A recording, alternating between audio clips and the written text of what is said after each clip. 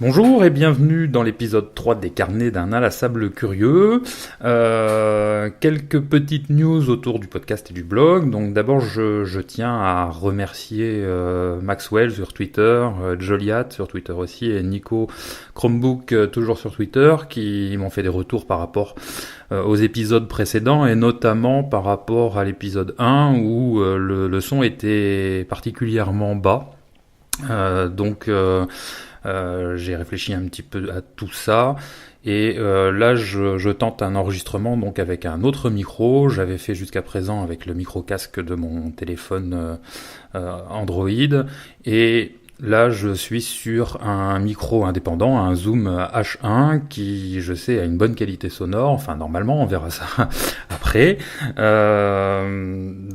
N'hésitez pas à me faire des retours pour savoir justement si la qualité sonore est meilleur. Autre nouvelle importante par rapport à ce streetcast, c'est le référencement sur iTunes. Il est effectif. Vous pouvez donc maintenant retrouver le podcast sur votre lecteur de podcast préféré et habituel. J'ai trouvé en tout cas moi sur Podcast Addict en tapant carnet au pluriel. Au pluriel ou au singulier, tiens d'ailleurs, je sais plus.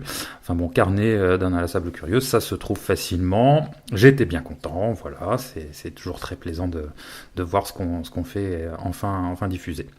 Et j'espère que du coup ça va permettre à plein de gens de découvrir et puis de rentrer en contact avec moi par rapport au sujet que j'aborde dans ces enregistrements. Au niveau des news, j'ai fait aussi 2 articles sur mychromebook.fr, en fait des tutos sur Google Apps Script, la solution de Google pour programmer, entre guillemets, pour coder autour de ses applications. Là, j'ai fait surtout des tutos sur Google Apps Script appliqué à Google Sheet.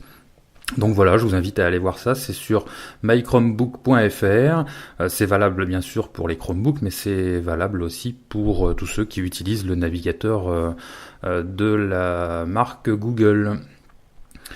Aujourd'hui donc je vais vous parler d'un livre, d'un roman de fantasy, qui s'appelle La Compagnie Noire. Alors de fantasy ou de dark fantasy, je vais pas rentrer dans le débat et dans les définitions parce que non seulement je suis pas un connaisseur et puis en fait en même temps je m'en fous, mais je trouve que le terme dark fantasy s'applique bien quand même à ce livre parce que c'est quand même assez sombre dans l'ensemble. Donc La Compagnie Noire, c'est quoi ? C'est un livre qui a été édité en français par La Talente en 1998 qui a été écrit et publié aux États-Unis en 1984. L'auteur de ce livre, c'est Glenn Cook. Voilà, et c'est un livre qui fait partie d'une série une série de plusieurs livres, bien sûr. Je vais essayer de retrouver les références. C'est donc les cycles de la Compagnie Noire. Voilà, oui, c'est ça. C'est en français en tout cas, il y a trois séries de 3 ou 4 livres à chaque fois. Donc là, le premier, c'est donc La Compagnie Noire, qui fait partie du cycle des livres du Nord. Ensuite, il y a les livres du Sud, où il y a deux romans. Et enfin, les livres de la pierre scintillante, qui regroupent 4 romans. Donc une série de 9 livres en tout pour l'instant en français. Je sais pas s'ils sont tous publiés à la Talente, en tout cas. Bon, moi le mien, c'est donc le tout premier et je l'ai lu sur ma liseuse, donc au format numérique. Alors La Compagnie Noire, un petit pitch. Donc déjà c'est un livre de assez court, 281 pages. Ça je l'ai lu relativement vite. Bon, je lis pas très très vite, mais j'ai réussi quand même à le lire rapidement. On suit en fait une compagnie de mercenaires qui s'appelle donc justement La Compagnie Noire à travers ses pérégrinations en fait dans ses campagnes, dans ses batailles, dans ses casernements et dans diverses opérations. Au tout début du bouquin, ils sont dans une ville, Beryl, qui depuis quelques années, dans laquelle ils sont depuis quelques années engagés par un organisme qui s'appelle le Syndic, qui a le pouvoir de cette ville. Mais au bout d'un moment, là, dans le livre, la situation tourne un peu au vinaigre. Il y a une rébellion, les Bleus, qui sont des opposants au régime en fait, et qui commencent à prendre le dessus. Et ça tourne un peu mal. Donc la Compagnie Noire profite de l'aubaine d'être engagée par un mystérieux cavalier noir qui arrive à Beryl dans un superbe bateau, et qui les engage pour partir pour le nord, pour traverser la mer pour aller dans les terres du nord. Et ce cavalier noir s'avère être un asservi à la Dame.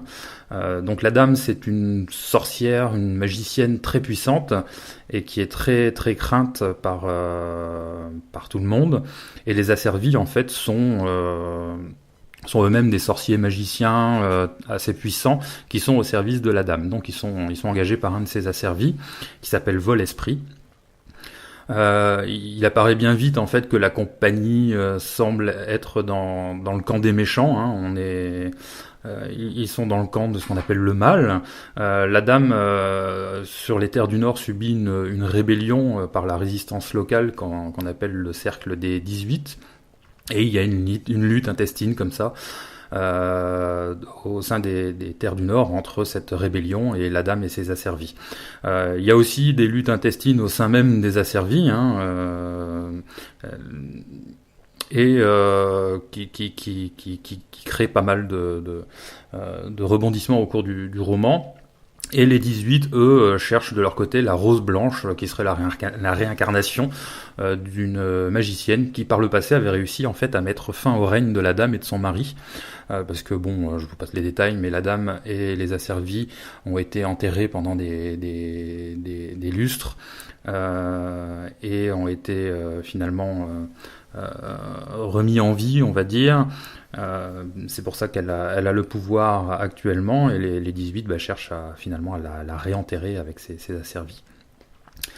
Et puis on suit en fait donc cette compagnie noire sur les terres, dans multiples batailles, dans plein de missions comme ça qui leur sont confiées, et tout ça jusqu'à une bataille finale au pied de la tour de la Dame, une bataille sanglante à souhait, comme beaucoup de batailles au cours du roman. Cette histoire nous est racontée par Toubib, le médecin en fait de ces mercenaires, qui tient les annales de la compagnie, en fait, qui est censé être le livre que l'on tient dans nos mains. D'ailleurs, tous les personnages de cette compagnie, et quasiment tous les personnages du roman d'ailleurs, portent des noms assez courts comme ça, comme des pseudos.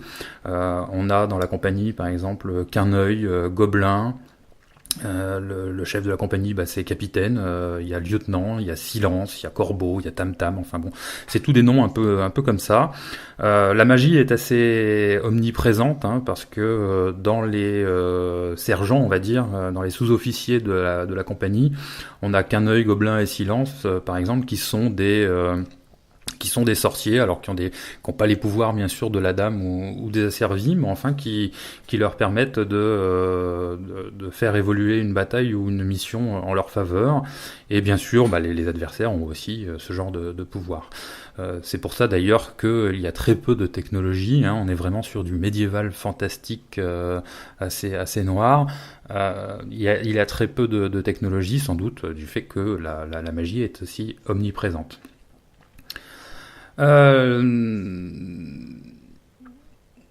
La compagnie noire, donc comme je le disais, on peut le qualifier comme dark fantasy. Là encore, je précise que je vais pas rentrer dans les détails par rapport à ça.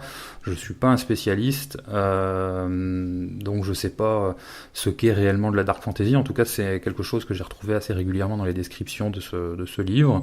Mais c'est vrai que c'est quelque chose c'est un roman assez noir. C'est un peu comme de la fantasy, un peu comme dans un roman noir. Mais un roman noir qui serait dans un monde de médiéval fantastique. En tout cas, c'est pas de la fantasy pour les gosses. Il y a quand même beaucoup de descriptions assez trash. L'auteur ne cherche pas forcément à affiner non plus la psychologie des personnages. Il rentre pas dans les détails de leur passé, de leur nostalgie, de leur psychologie, etc. On s'en tient aux faits avant tout. Les divers, ça n'empêche pas que les divers protagonistes j'allais dire le ressenti qu'on a d'eux et la connaissance qu'on a des personnages, ça tient pas sur un papier, sur un post-it. Hein. Il y a quand même beaucoup de substance malgré tout, de par leurs réactions et de par les dialogues qu'ils ont entre eux. On apprend à les connaître et à s'y attacher. En tout cas, ça, une chose est sûre, c'est que ce sont des mercenaires et ils se posent pas trop de questions par rapport aux missions qu'on leur donne. En tout cas, pas plus qu'il n'en faut. Ils sont pas forcément le mal absolu. Ils sont en fait juste comment on peut dire, des salauds ordinaires, quoi. Mais des salauds bien sympathiques. D'ailleurs, il n'y a pas vraiment de notion dans ce livre de bien et de mal. On est toujours sur une morale et une ambiance dans les teintes de gris. Eux d'ailleurs ne sont pas forcément dénués de toute morale non plus, hein, simplement la morale ça les étouffe pas. La seule règle, j'allais dire, qu'ils respectent par-dessus tout, enfin les seules règles, c'est que ils respectent leurs engagements et puis ils font partie de la compagnie et la compagnie est leur famille, quoi. On y rentre et quand on y rentre, on ne la quitte pas comme ça. Comme je l'ai dit tout à l'heure, ils sont dans le camp de la dame, donc dans le camp du mal. En tout cas, c'est comme ça que ça nous est présenté dans le livre. Mais comme je le disais, les choses sont pas très très claires. Et puis dans l'autre camp, dans le camp des rebelles, les méthodes et les choses ne sont pas forcément très très différentes. Hein. Au niveau en termes de cruauté, ils sont pas mal aussi. En tout cas, le sentiment qu'on a, c'est que tout le monde, que ce soit les asservis, les 18, la dame, Rose Blanche, etc., la seule chose qui les attire, c'est le pouvoir.